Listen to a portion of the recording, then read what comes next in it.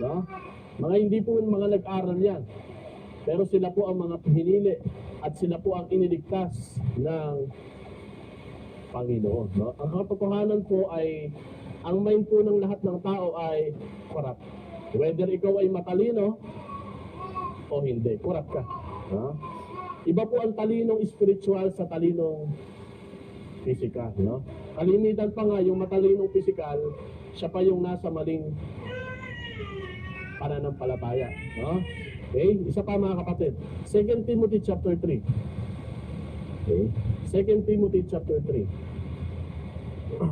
Ito naman po yung mga nagdudunong-dunungan sa Bible. Ang sabi po ng mga nagdudunong-dunungan dyan ay sa verse 7. Sabi po sa verse 7, 2 Timothy chapter 3 pala. 2 Timothy chapter 3.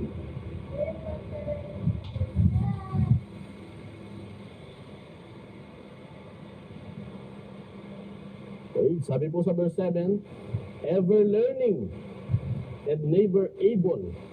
Pag sinabi pong able, ang issue po dyan ay ability. Hindi yung kung hindi mo lang pinili. Malaki po ang difference nun ha. Ang issue po dyan ay ability. Kaya isa pa yan sa naging resulta ng pagbagsak ni Adam. Nawalan tayong ng ability. No? Kasi nga nakahid yung gospel. No?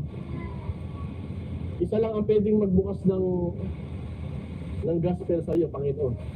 Hindi ikaw ang magbubukas na nakatago na yan.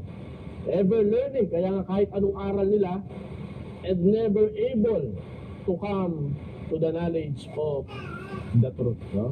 Kahit nag-aral pa po sila sa mga seminaryo, no? Kahit mga international seminary pa ang kanilang pinasok, no? But they were not able, no? To come to the knowledge of the truth. No? Ang usapan po dito ay ability. No? Okay? Hindi po pag pinili mo siya, bibigyan ka ng ability. Hindi mo ganun. No? Okay? Ang usapan po dito ay ability na hindi mo kayang maunawaan ang knowledge of truth. Kasi nga ang mind's corrupt. Pag corrupt ang minds, hindi mo talaga kaya maunawaan niya. No? Okay? Alam nga naman, kaya mo tanggalin ang corruption ng mind mo. Kino-corrupt ka nga, paano? Kasi ikaw rin tatanggal. Diba? Hindi mo pwede na. Meron dapat magtanggal sa labas.